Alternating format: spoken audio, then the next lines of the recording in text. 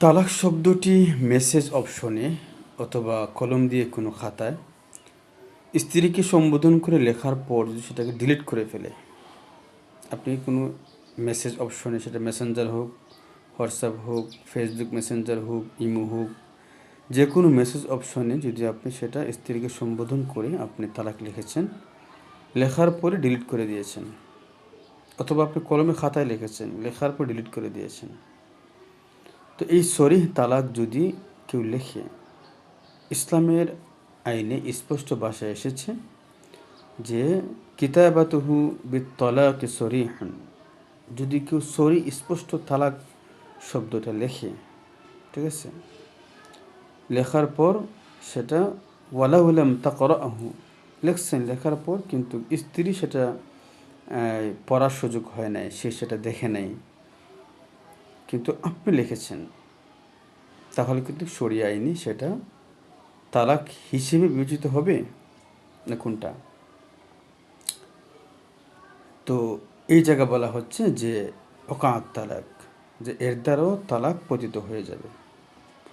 অথবা আপনি এমন করেছেন যে তালাক শব্দটা লিখে সেন্ড করেছেন, এটা আরেকটু বাড়ায়া আপনি সেন্ড করেছেন কিন্তু আপনার স্ত্রী দেখার আগে ডিলিট করে ফেলেছেন, এরপরও ইসলাম আইন বলে যে সেটা তালাক হিসেবেই গণ্য হবে।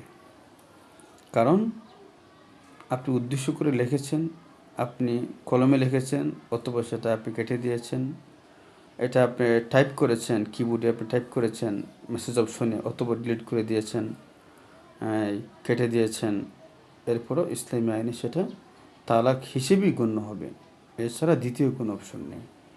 এই জন্য স্ত্রীকে সম্বোধন করে যখন মেসেজে কথা বলা হবে, যখন মেসেজে কোনো কথা স্ত্রীর সাথে হবে, তখন মেসেজে অনেক রাগ সুরে কথা হতে পারে, বিভিন্ন বহুমুখী কথাবার্তা হতে পারে।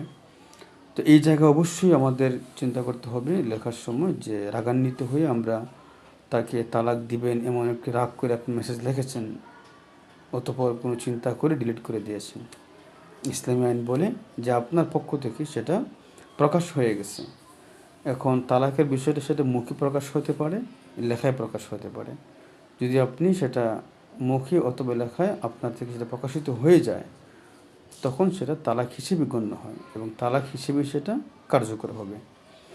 এই জন্য যতক্ষণ মনের ভিতরে থাকে ততক্ষণ সেটা তালাক নয়, কিন্তু সেটা যখন অন্তর থেকে মুখ দিয়ে বের হয়ে যাবে, অথবা হাতের কলমে সেটা বের হয়ে যাবে, অথবা কাউকে আপনি বলেছেন লেখার জন্য, সে লিখেছে, অথবা লেখার পরে আপনি বলেছেন সেটাকে কেটে দাও, যাই করেন, ডিভোর্স হয়ে যাবে। এই জন্য আসলে এই বিষয়গুলো খুবই গুরুত্বপূর্ণ বিষয়। আমরা ইনশাআল্লাহ বিষয়গুলো খেয়াল করে মেসেজে কথা বলবো। আল্লাহ তাআলা আমাদেরকে বোঝার আমল করার তৌফিক দান করুন। আসসালামু আলাইকুম ওয়া রাহমাতুল্লাহি ওয়া বারাকাতুহু।